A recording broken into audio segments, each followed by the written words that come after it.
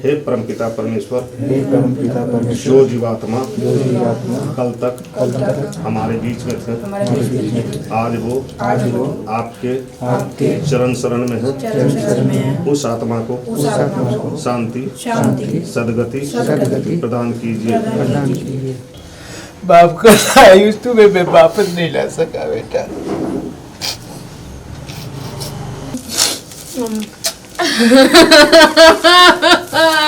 मेरा बच्चा।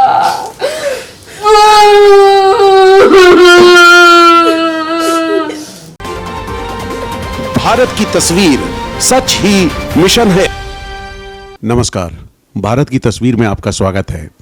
भारत की तस्वीर में इस समय हम पटना में हैं और पटना आने की मूल वजह एक बहुत ही दर्दनाक खबर हम अपने दर्शकों को दिखाना चाहते हैं कि किस तरीके से एक घोर लापरवाही और निर्दयता की वजह से एक 16-17 साल के बच्चे की जान चली गई। हम उसको विस्तार से आपको बताएंगे। हमारे साथ उनके पिता हैं सूरज सिन्हा जी, जो ब्यूरोक्रेट्स हैं और बड़े ही मेधावी छात्र हैं बीएचयू के, और आप उच्च पदों पे रहे हैं बिहार प्रशासन में, और आप उनके पुत्र हैं अंश छोटे, और इनके ही बड़े भाई थे आयुष, और ये भाभी जी हैं। हम इन लोगों से चर्चा करेंगे कि आखिर क्या हुआ। आज तीसरा दिन है, मैं समझ पा रहा हूँ तीसरा दिन है। आज इन्होंने पूर्णाहुति का कार्यक्रम था उस बच्चे के नाम को लेकर, उसके बाद लोगों का आना जाना रहेगा। सूरज जी, पहले तो मैं बहुत दुख व्यक्त कर रहा हूँ ऐसी खबर के लिए, मेरे पास शब्द नहीं है। क्या कुछ हुआ उस बच्चे के साथ? आयुष हमारा बड़ा बच्चा था, 16.5 साल का था, 11वीं का छात्र था, और इसी साल ओक ग्रोव स्कूल जो भारतीय रेलवे का एक बोर्डिंग स्कूल है, गवर्नमेंट बोर्डिंग स्कूल है मसूरी में, वहाँ पे उसका नामांकन हुआ था।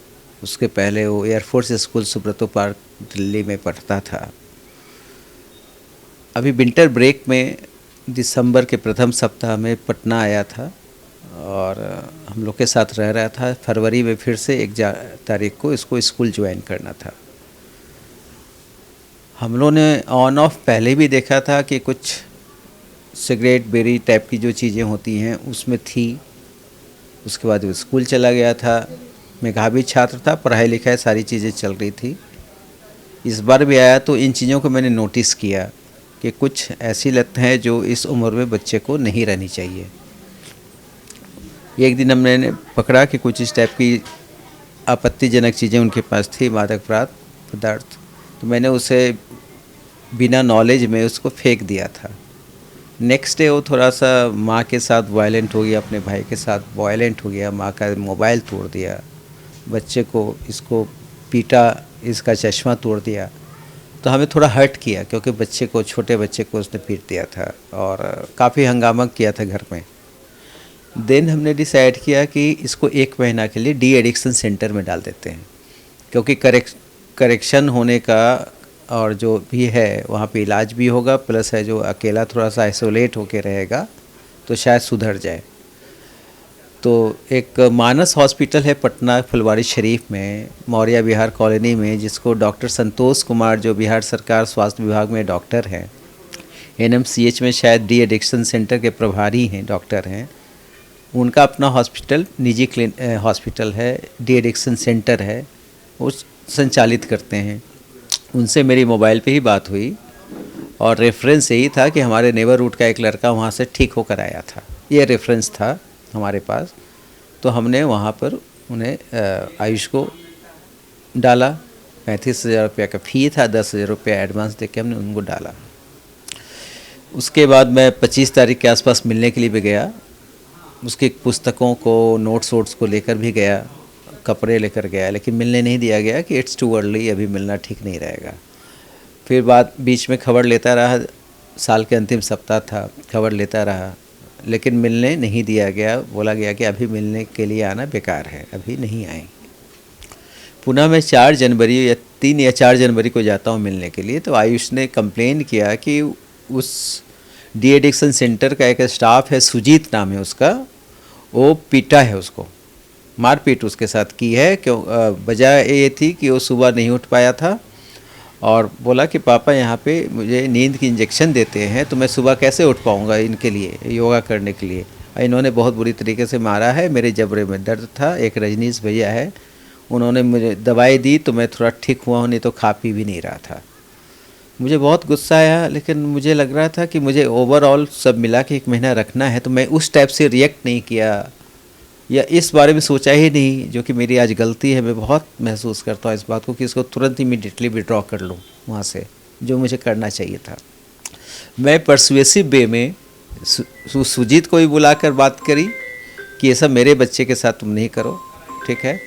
और पुनः डॉक्टर साहब से भी मैंने व्हाट्सएप पे बात करी कि इन चीज़ों का ख्याल रखा जाए और you should give direction to Sujit to be more sensitive towards inmates. ये मैंने व्हाट्सएप भी किया, उन्होंने बोला श्योर सर। सब कुछ ठीक था। ये 4 जनवरी की बात है। पुनः मैं, चूँकि मेरे दिमाग में था कि मेरे बच्चे के साथ ऐसा हुआ है, पुनः 8 जनवरी को मैं चला गया मिलने के लिए। That day was quite normal, बहुत ही बढ़िया से था, वो ठीक था और किसी प्रकार की इस टाइप की कंप्लेन नहीं थी। बोल रहा था कि पापा 21 दिन में मुझे ले जाना, तो मैंने बोला कि ठीक है 14 जनवरी को मैं आकर मिलूँगा और डॉक्टर साहब से बात करूँगा। उस दिन कहते हैं तो ले जाऊँगा, नहीं तो पक्का कहें ना कहें जिस दिन तुम्हारा 30 दिन पूरा हो जाएगा 20 तारीख को मैं ले ही जाऊँगा तुम्हें। इसी बीच 12 जनवरी को 4 बजे के आसपास डॉक्टर साहब का फ़ोन आता है, डॉक्टर संतोष का, मेरे मोबाइल पे कि आपका बच्चे का बीपी पल्स नहीं मिल रहा है, काफ़ी क्रिटिकल हो गया है। मैंने बोला ऐसा कैसे हो गया? तो उनका कहना था कि वॉमिटिंग किया है, वॉमिटिंग के बाद ऐसा हो गया है और हम बाहर ले जा रहे हैं इसको, सेंटर से बाहर ले जा रहे हैं, इसलिए आपको इन्फॉर्म कर रहे हैं, आप जहाँ भी हैं आ जाइए। तो आई वाज जब with 100 kilometres away from Patna. तो मैं बोला ठीक है मैं आ रहा हूँ। मैं तुरंत अपनी फैमिली के साथ ही था। मैंने अपनी वाइफ को, बच्चे को, दोनों को बैठा के मैं लेकर आया। तुरंत फिर बोलते हैं कि पारस हॉस्पिटल ले जाओ। पारस पटना में एक हॉस्पिटल है, एक मल्टी स्पेशलिटी हॉस्पिटल है। लोग वहाँ पे अमूमन उसी टाइम जाते हैं जब काफ़ी सीरियस हो जिनकी हालत। तो मुझे लग गया कि मेरे बेटे के साथ कुछ बहुत ज़्यादा गड़बड़ हो गया है। मैंने बोला नहीं, आप पटना एम्स ले जाइए। और चूँकि वो सेंटर के करीब था, मैं वहाँ गया। रास्ते में 2 घंटे लगे मुझे पहुंचने में। इस बीच इमरजेंसी के डॉक्टर से, डॉक्टर संतोष ने अपने मोबाइल से बात कराई कि उसको CPR हम लोगों ने दिया है, रिवाइव करने में दिक्कत हो रही है, आप कहाँ हैं जल्दी आइए, आप कहाँ हैं जल्दी आइए। तो 2-2.5 घंटे के बाद 7:15 बजे मैं पटना पहुंचता हूं, हॉस्पिटल पहुंचता हूं। इस बीच मैंने ज़िला प्रशासन के लोगों को, अपने कुलीग को फ़ोन किया था। उसके कारण है जो कम से कम इतना हुआ था कि आयुष को ICU वार्ड में वेंटिलेटर पर रख दिया गया था। मैं वहाँ जाकर मैं देख चुका था कि मेरे बेटे के साथ अनहोनी हो चुका है। वहाँ के डॉक्टर ने भी कहा कि आयुष की स्थिति इस टाइप की है कि आप मिराकल की ही उम्मीद कीजिए, आप जो मिराकल कुछ होगा तो भी आयुष रिवाइव कर सकता है। वॉमिटिंग किया था, गले में उसका खाना फंस गया था, ये सारी बातें कर रहे थे। बहुत बार ऐसा हो जाता है, 10 मिनट भी टाइम नहीं मिलता है, 10 मिनट के अंदर कुछ होता है, उसको उपचार मिलता तो ये हो जाता, वो हो जाता, बहुत सारी बातें हो रही थी। अब मुझे लग रहा है कि क्या क्या बातें वहाँ पे होनी चाहिए थी नहीं हुई। बहरहाल पोस्टमार्टम कराएंगे कि नहीं, मैंने बोला बिल्कुल कराऊंगा पोस्टमार्टम, क्योंकि बाप होने के बदले में एक रैशनल पर्सन भी हूँ एंड आई शुड नो कि what was the cause of death of my child. मैंने बोला कि मैं पोस्टमार्टम कराऊंगा, उसके पहले आयुष को देखना चाहते हैं बॉडी को, मॉर्चरी में भेजने के पहले। मैं गया, देखा, हम दोनों पति पत्नी देखने लगे, बाबू भी देखा। बहुत जगह मल्टीपल इंजरीज के चोट थे, निशान थे। तो जो 2 घंटे से समझ में आ रहा था ना, मैं ड्राइव कर रहा था, सोच रहा था कि क्या हुआ होगा, वो मुझे लगा कि यही आशंका बलवती हो गई कि मेरे आयुष के साथ इन लोगों ने बहुत गलत किया है। तुरंत मैंने DM सर को फ़ोन किया, उनके OSD को फ़ोन किया, ADM लॉ एंड ऑर्डर को फ़ोन किया कि मुझे प्रॉपर तरीके से पोस्टमार्टम चाहिए सर, इस बच्चे के साथ ऐसा ऐसा हुआ है। तो DM साहब ने काफ़ी बढ़िया से रिस्पॉन्ड किया। विदिन 30 मिनट्स एक ऑर्डर निकाल दिया कि the team of doctor will do postmortem in presence of videography. ये हुआ, नेक्स्ट पोस्टमार्टम हुआ, FIR हमने किया, ये सारी चीज़ें हुई। इस बीच जो चीज़ें और प्रकाश में आई, मैं अभी तक, मेरे पास पोस्टमार्टम रिपोर्ट नहीं है मेरे पास, लेकिन मेरे पास 2-3 चीज़ें हैं। आयुष ने कंप्लेन किया था कि 29 दिसंबर को उसको पीटा गया है। पुलिस ने वहाँ पे DVR को सीज किया है। जितना उसने बताया पुलिस के थ्रू, उनके हवाले से मैं बता रहा हूँ कि वो थप्पड़ मारते हुए फ़ोटो मिल गया है।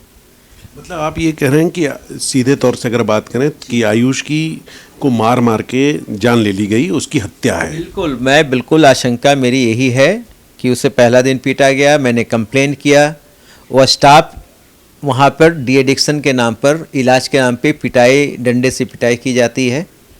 और 24 आवर्स में 1 घंटे के लिए डॉक्टर संतोष जाते हैं वहाँ पे, या आधे घंटे के लिए जाते हैं, 2 बार जाते हैं। बाकी दिन तो सरकारी डॉक्टर हैं, फिर उनका एक निजी क्लिनिक भी है, उसके बाद ये हॉस्पिटल है, ठीक है।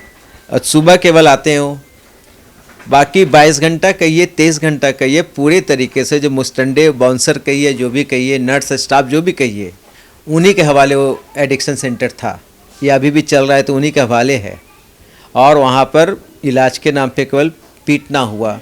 जिस दिन वॉमिटिंग करता है आयुष, ये सब मेरी आयुष से बात हुई है जिन्होंने कुछ कुछ देखा है कि वो सोया हुआ है 2 घंटे तक, कि आज तो सोया हुआ है।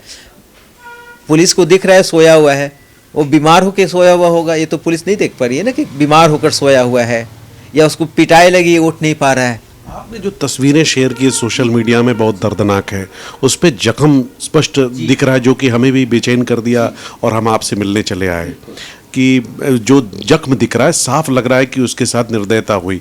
16 साल का बच्चा, इतना छोटी उम्र का बच्चा, उसके साथ इतनी निर्दयता।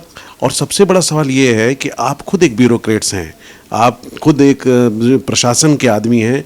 मुझे ये नहीं समझ पा रहा है सर कि ऐसी त्रासदी करने की हिम्मत कैसे की उन लोगों ने।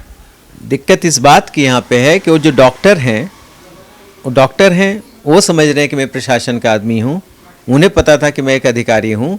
लेकिन जो बरसों से उस में डिप्लॉयड हैं staff, they are totally illiterate, they are not sensitive. वो वहाँ के किंग बने बैठे हैं, मान लिया 2-4 साल से वहाँ पे पिटने का ही काम कर रहे होंगे, इरेस्पेक्टिव ऑफ बैकग्राउंड, जो भी वहाँ पे आता होगा। तो जब मैंने शिकायत करी होगी, डॉक्टर ने कुछ कहा होगा उस स्टाफ को, तो रिटेलिएशन में पीटा। उनको कोई ऑफिसर का बेटा इनसे कोई मतलब नहीं था, क्योंकि उसका तो हेड हाई था। उन्हें और नाराजगी हो गई कि भाई ये शिकायत कर रहे हैं मेरी। पूरी आशंका इसी पे कि रिटेलिएशन पे उसको पीटा गया। और एफएसएल की रिपोर्ट में पता चलेगा कि डीबीआर में आप फोन करते हैं वो लोग, के नहीं करते हैं। विस्तृत अनुसंधान में पता चलेगा कि कौन सा कोना जो उनका है डीबीआर सीसीटीवी से कवर्ड नहीं है। बहुत सारी बातें हैं, लेकिन इतनी बातें तो तय है कि मेरा आयुष अगर बीमार ही पड़ा, अचानक उसकी तबीयत खराब हुई, 24 आवर्स चलने वाला नर्सिंग होम में डॉक्टर नर्सेज का कोई ड्यूटी रोस्टर नहीं है। वहाँ से मेरा बेटे को आप बाइक में बिठा के ला रहे हैं, बिना ऑक्सीजन का ले जा रहे हैं, बिना एम्बुलेंस का, बिना ऑक्सीजन का अपने निजी कार में डॉक्टर साहब ले जा रहे हैं एम्स। जिसका पल्स ना हो उसको आप बिना ऑक्सीजन के, बिना एम्बुलेंस में आप एम्स ले गए हैं। 4 बजे आप मुझे फ़ोन करते हैं, 6 बजे एम्स ले जाते हैं। बीच का जो 2 घंटा कितना क्रिटिकल वाइटल रहा होगा उस बच्चे के लिए, उसमें बिना ऑक्सीजन के, बिना किसी प्रॉपर एम्बुलेंस के आप ले जा रहे हैं, ट्रीटमेंट कर रहे हैं। तो ये सारे एंगल्स हैं। पिटने का एंगल अलग है, टॉर्चर का एंगल अलग है। उसके बाद जब तबीयत खराब होती है, वॉमिटिंग के बाद, वहाँ से लेके जो लापरवाही है, एक डी एडिक्शन सेंटर के नाम पे जो आप हैं, जो ठेकेदारी कर रहे हैं, उसकी जो लापरवाही है, ये सब कुछ का व्यापक, बिल्कुल साइंटिफिक तरीके से एक्सपर्ट के द्वारा जांच जरूरी है। मैं इसकी डिमांड है जो प्रशासन से कर रहा हूँ, पुलिस से कर रहा हूँ, और रिप्रेजेंटेशन दिया है हर जगह पे, हर फोरम पे जाऊँगा। क्योंकि मेरा बेटा बहुत सुंदर बेटा था, लंबा चौड़ा बेटा था, बहुत प्यार से, खून से सींच कर, अभी भी मेरे अपनी बहुत सारी चीज़ें, रिसोर्सेज जमा करके उसको पढ़ाने के लिए भेजा था। वो आपने हिंदुस्तान के बहुत बड़े बोर्डिंग स्कूल में डाला इस अरमान के साथ। सवाल यहाँ पे ये उठता है कि बोर्डिंग में पढ़ने वाला बच्चा, आप कहते हैं कि घर में हमें उसके कुछ चीज़ें मिल जाती हैं, सिगरेट वगैरह, तो क्या बोर्डिंग स्कूल वालों ने भी लापरवाही नहीं की है?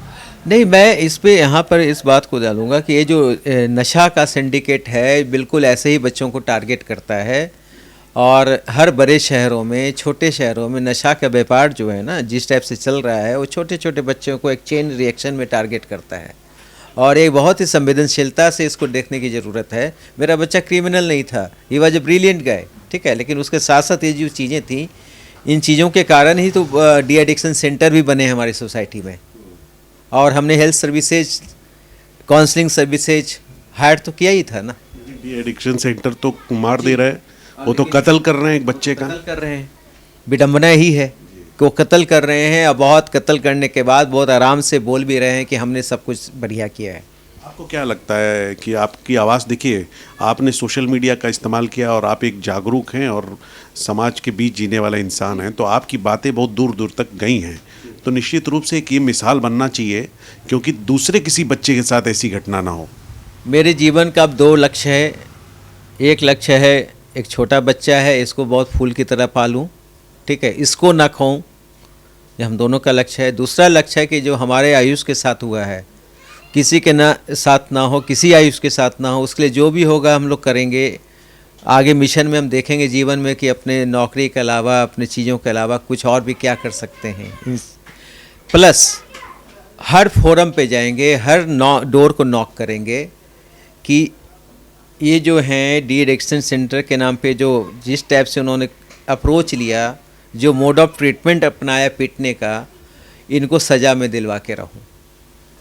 मैंने देखा है अपने करियर में कि बहुत सारे गरीब लोग किसी तरीके से पैसे जुगाड़ करके वकील साहब को, जज साहब के यहाँ जाकर अपने लिए न्याय की भीख मांगते हैं और न्याय लेकर लौटते हैं। मैं तो उनके मुकाबले बहुत वेल ऑफ हूँ, बहुत वेल कनेक्टेड हूँ। हमारी मीडिया, सोशल मीडिया के बंधुओं के द्वारा बहुत सारे सिविल सोसाइटी के लोगों ने हमारे दर्द को सुना है, समझा है, मेरे साथ कंधा मिलाया है, मेरे साथ सहानुभूति जताई है। तो मुझे लगता है कि मैं आगे बढ़ूँगा और उसे सज़ा दिलवा के रहूँगा, जो भी लोग मेरे आयुष के मौत के जिम्मेदार हैं। निश्चित तौर से आप आयुष के जो गुनाहगार हैं उनको सज़ा दिलाएंगे और उसमें हम लोग भी आपके साथ हैं और इस मिशन में हमारा भी ध्येय है कि इसमें कार्रवाई होनी चाहिए। अब मैं बात करता हूँ अंश बाबू, कौन सी क्लास में पढ़ते हैं आप? 7th में पढ़ते हैं। कितने साल छोटे थे आप भैया से? मैं 3 साल छोटा था भैया से। क्या कहेंगे आप, ये जो घटना हो गई, आप किस तरीके का मांग करेंगे सरकार से? बस एक ही मांग है, इंसाफ, और कुछ नहीं, क्योंकि इससे ज़्यादा मेरा मांगने का हक भी नहीं है, क्योंकि मेरा भाई गया है और उसको दर्द जो है वो तो सरकार नहीं मिटा सकती मेरे दिल के अंदर जो है, लेकिन कम से कम उसको इंसाफ तो दिलवा सकती है ना। मैं बस इतना ही चाहता हूँ। और एक चीज़ मैं और बोलूँगा, वो डॉक्टर जो संतोष कुमार उनका नाम है, लेकिन वो डॉक्टर के नाम पे ऐसे हैं जैसे उनके लिए वो बिल्कुल रेगुलर था। मैं जब पहली बार उस हॉस्पिटल में गया था, मैंने उनको देखा था, मुझे लग रहा था वहीं के उन्हीं की ड्यूटी है, लेकिन असल में पता चला था वही इंचार्ज है, क्योंकि वो ऐसे रिएक्ट कर रहे थे जैसे उनके लिए बहुत कॉमन है, उनका रोज का है। इससे ये हो सकता है कि बहुत कॉमन लोगों के साथ भी ऐसा हुआ होगा, लेकिन वही बात है, जो नहीं आवाज़ उठा सकते उनका फ़ायदा उठाते हैं। और डॉक्टर्स के बाद बहुत पावर, प्रोटेक्शन, ये सब होता है। कुछ लोग उसका मिसयूज़ भी करते हैं, कुछ लोगों को इसलिए भगवान भी कहते हैं डॉक्टरों को। बस मैं सरकार से यही निवेदन करता हूँ कि मेरे भाई को इंसाफ मिले। बहुत गंभीर बातें की अंश आपने, बहुत कम उम्र है आपकी। मैं ईश्वर से प्रार्थना करता हूँ कि आपकी जो मांग है वो पूर्ण हो और निश्चित तौर से पूर्ण होगी। कैसा मिस कर रहे हैं अपने बड़े भाई को अभी? बस लग रहा है कि मेरे दिल में एक छेद हो गया है बस, क्योंकि वो मेरे लिए सब कुछ था। मेरे बड़ा भाई था, मेरे को समझाता था, डांटता था, मेरे साथ रहता था, खेलता था। मेरे को कुछ भी शेयर करना होता तो मैं उसी के पास पहले जाता था, मम्मी पापा के पास में। अब पता नहीं क्या होगा मेरा, मैं तो ये सोचता हूँ, क्योंकि एक तरीके से तो मैं डिपेंडेंट ही था उस पर। बस ठीक है, लेकिन क्या बोल सकते हैं हम, मेरी किस्मत ही ऐसी है। तो नहीं, कोई बात नहीं। आपसे मैं जानना चाहूँगा, जो घटना हुई एक माँ के तौर पे, एक वेदना, माँ किस तरीके से पालन पोषण होता है, और आप खुद लेक्चरर हैं ना, हिंदी विभाग, आप बेहद पढ़ी लिखी हैं, और बेहद पढ़ी लिखी सोसाइटी से जाकर वो बच्चा वहाँ पहुँचता है और उस तरह की घटना हो जाती है एक माँ के तौर पर। जैसे कि मेरे हस्बैंड ने सारी घटना को बता ही दिया है, लेकिन उस पार्ट को मैं बताना चाहूँगी। जब मेरे हस्बैंड FIR करने गए थे चोट के निशान देखने के बाद, उससे पहले डॉक्टर, मुझे लग रहा था कि एक अच्छा इंसान है, उसने मेरे बेटे को बुरे वक्त में सपोर्ट किया है। मुझे लग रहा था कि शायद मेरे बच्चे के साथ नेचुरल हुआ है, ये मुझे ये लग रहा था। लेकिन जैसे ही उन्होंने सुना कि ये FIR करने गए हैं और मेरे बच्चे के चोट के निशान पे हमारी नज़रें पड़ गई हैं, तो उनकी बात करने का तरीका बदल गया था और वो हमको धमकी दे रहे थे। हमारी जो सिचुएशन पे पहले हमें सपोर्ट कर रहे थे वो उनकी सोच बिल्कुल बदल गई थी और वो डर गए थे और हमको धमकी भी दे रहे थे और डरे हुए भी थे और भाग गए थे वहाँ से उसी समय। जब उन्होंने ऐसा बिहेव किया तब मुझे लगा कि ज़रूर मेरे बेटे के साथ गलत हुआ है। इनको मुझे बस इतना ही कहना है, बार बार एक ही बार मैं रिपीट नहीं करूँगी। मेरे बच्चे की मौत की सच्चाई सबके सामने आनी चाहिए कि इसका कारण क्या था। मेरा बच्चा तो अब कभी मेरे पास वापस नहीं आएगा, लेकिन उसको इंसाफ मिलना चाहिए और उसकी मौत की सच्चाई हम सभी के सामने आनी चाहिए। तो भारत की तस्वीर में हम इसमें पटना में हैं और आयुष के माता पिता और छोटे भाई से हम बात कर रहे थे। हम आपको वो सच्चाई उनके हृदय से जो उद्गार निकल रहे हैं वो दिखाना चाह रहे हैं कि किस तरीके से व्यथित है ये परिवार। सक्षम है लेकिन सिस्टम जिस तरीके से मर चुका है। आप देखिए, एक बच्चा, मेधावी बच्चा, अगर थोड़ा नशे की लत लगती है, उसको सुधारने की प्रक्रिया होती है तो उसकी हत्या कर दी जाती है और अब इंसाफ की मांग हो रही है। हमें पूरा यकीन है कि इस आवाज़ को सुनेगी सरकार और जो दोषी डॉक्टर नाम लिया जा रहा है वो कितनों ही ताकतवर क्यों ना हो, वो कानून के कटघरे में आएगा और उसे सज़ा ज़रूर मिलेगी ताकि आगे आने वाले समय में किसी बच्चे के साथ इस तरह की वारदात ना हो। आप बने रहें भारत की तस्वीर के साथ। हे परमपिता परमेश्वर, हे परमपिता परमेश्वर, जो जीवात्मा जो जीवात्मा कल तक हमारे बीच में थे, आज वो आपके चरण शरण में है। उस आत्मा को शांति सदगति प्रदान कीजिए। बाप का आयुष तुम्हें मैं वापस नहीं ला सका बेटा।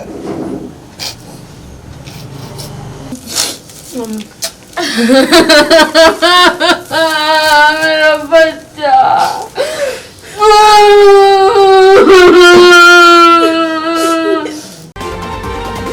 भारत की तस्वीर सच ही मिशन है।